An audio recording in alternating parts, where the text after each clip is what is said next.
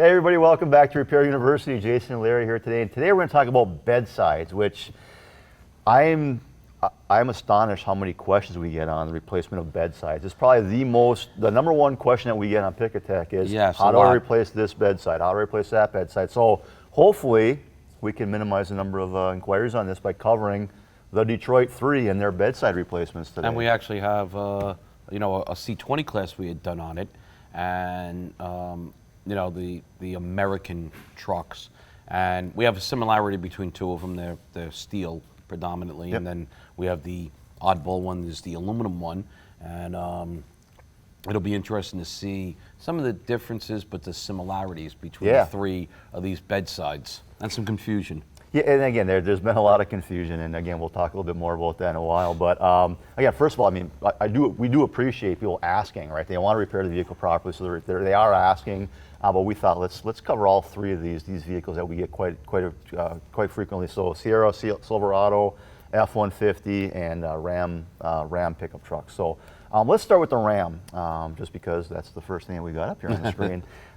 So we've had several questions on the Ram. What are the replacement procedures for Ram 1500s, Ram 2500s? And unfortunately, they don't have anything published. There's nothing from Stellantis on what they want done with this. So we had done a video with Lynn Rogers from Stellantis not terribly long ago. And so if you go to our YouTube page and do a search for Ram or Bedside or Stellantis, you'll find this. Otherwise, we do have the QR code here for you, as well as the bit.ly, the link to that, if you want to go and watch that video in its entirety. However, when Lynn talks about it, it's around the 24-minute mark of that video. Right. And essentially what Lynn is telling us is to simulate the OEM attachment method as much as possible, which means spot welding. So they want you to spot weld that wherever possible. However, in those areas where you can't get access to the backside for spot welding, they do allow ER70S6 and plug welds to be used instead. So again, no published procedure, but we have that from Stellantis, from Lynn Rogers. That's for the Rams. Duplicate the OEM attachment methods as best you can, spot welding and plug welding. Let's move on to Silverado Sierra, because here's a vehicle that has had a couple of different changes over the years for what they want to require. So on the new Silverado and Sierra, what GM is telling us is to use the structural or crash toughen adhesive in several locations, followed by spot welding, so a weld bonding type procedure on this vehicle. Now, if we go back and look at some of the previous generation of Sierra and Silverados, which are still being repaired, especially if it's just a box side. It may not even total, Larry, if it's just a slice in the box side. There were a couple different options. Yes. So the first option that General Motors had was to apply metal bonding adhesive. So again, if we look back at our previous version, they're calling for a structural adhesive or the crash toughen adhesive.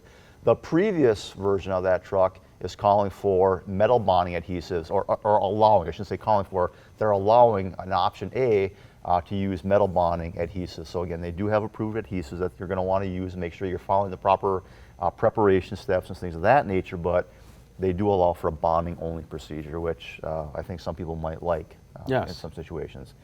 Or option B, they allow plug welding as well.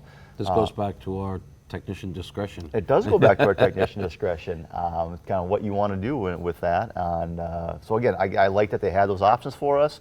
Now they're being a little bit more strict on, hey, this is the procedure that we want you to follow. So they don't have an option for Velcro, because like if it gets hit again, it's so much easier just to un-Velcro it off and put it back on again. Maybe on the next generation. Maybe on the next. We'll cover that in our attachment methods update on that one.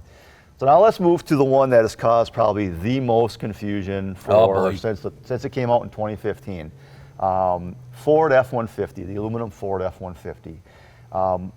One thing about the Ford F-150 and the bedside, I forgot what we were, the bedside. Bedside, I guess, is good enough, yeah. Fleet side. One thing that they've never recommended is SPRs in a lot of locations. Well, we'll do the Kristen famous, head hit. They're attached from the factory with SPRs. Yes. But when we replace the bedside, and SPRs can be used in other locations on that truck from a replacement when it's standpoint. called out. When it's called out, and we're going to talk about that momentarily.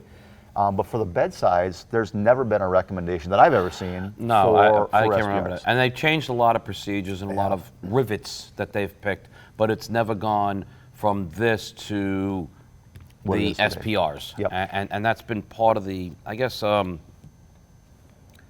illiteracy or lack of understanding of what they've read or refusal to read it, and goes back to the, oh, I got to duplicate what the factory had. Yep. And unfortunately, a lot of these repair procedures will not duplicate it, and I hear the argument sometimes, oh, well, if I don't put these back in there, it diminishes the value of the vehicle and it looks different from the other side. Well, diminished value has something to do with the value of the vehicle, nothing what the OEM says. You have to do what the OEM says to, put the vehicle back to its pre-loss condition as per their procedures. Yep. And a lot of that confusion, I think, stems from this particular statement, okay? And you'll see this throughout the Ford F-150 procedures and Expedition Navigator probably as well. I can't confirm that, so we didn't include probably, that, but yeah, it probably I would says say, that. yeah. But it says blind rivet, solid rivet, fasteners or aluminum MIG welds may be used in place of SPR fasteners after enlarging holes. And there's other areas too that do note SPRs. The thing about these procedures when you get into them, specifically with Ford, is unless they have a part number there, they Right. don't want that put there. So if we're looking at the bedside here now, this step 14 is calling for rivets along that wheelhouse opening area. Right. Now, if you look at the items that are listed, it says SPR number. There is none. Right. Because they don't want that used there. If they wanted it, if they were allowed that as an option, again, back to our technician discretion conversation that we had in a video a while ago, if they were going to say, hey, you can use an SPR or a blind rivet or a solid rivet, they would have 3 different part numbers on there for those rivets. You look in this, the only blind rivet that they have, the only rivet they are calling for is a specific blind rivet part Correct. number from Ford. And we're not just going to use generic rivets that we're going to get from Home Depot. No. We need to be using those specific ones, but unless the procedure and that step specifically lists an SPR number, don't use an SPR in that location. But again, people think, well, it was SPR at the factory. I can get an SPR on that wheelhouse area because I have some access to it, or I think I may have some access to it. But they're calling specifically for a blind rivet, not a solid rivet, not an SPR, a blind rivet in that location. So I think a lot of that confusion comes from the statements in here about, these can be substituted for SPRs, and they think that, oh, I can just use that as a general statement, when in reality, I need to look at the specific part number for each of those different steps as you go through there. Or, option B, Oh boy. Technician discretion again. technician discretion again. They do allow for MIG welding using plug welds. Again, 6.5 millimeter plug welds in those. So we take the SPR out, enlarge that hole to 6.5 millimeters, and then use MIG welding techniques on there. Yes. Personally, I would probably opt for the rivet process. There's a lot less chance of screwing up with a rivet than with the MIG welding, especially that now you're dealing with aluminum. It's thin aluminum, and not everyone wants to practice and do it right, and you can wind up making a mess. So you're probably just better off. Guilty. You're probably just better off putting rivets in there.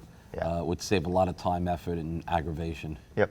Well, cool. I mean, that's kind of it, right? Again, we got 3 major pickup trucks here. We're not going to get into Toyotas and other that and Nissan trucks. We just want to talk about those big 3 because those are the 3 that, when we say big 3, we mean big 3 from a Pick-a-Tech standpoint. Pick-a-Tech, Those are the yeah. ones that we get questions on. I mean, the Nissan and the Toyotas are pretty cut and dry because they've kept their procedures primarily, the same way. And if you really look at it, you compare like a pickup truck, from Toyota or Nissan to a SUV from them, and the procedure's really, primarily the same. Resistance weld every way you can, and then, make a plug weld where you can't reach the, and then adhesive over the wheel opening area, and the rest is, that's really it. They don't have rivets. They don't have to worry about this, and obviously there's no section. You're not cutting the bed panel in half and putting only one side on.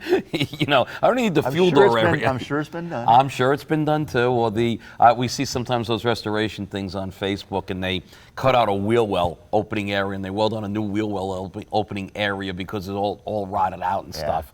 It's like, all right, you want to go ahead and play around, okay? You know, knock yourself out. Well, a lot of pickup trucks on the road. Maybe not as much in your area as there is in my area, but a lot of pickup trucks on the road.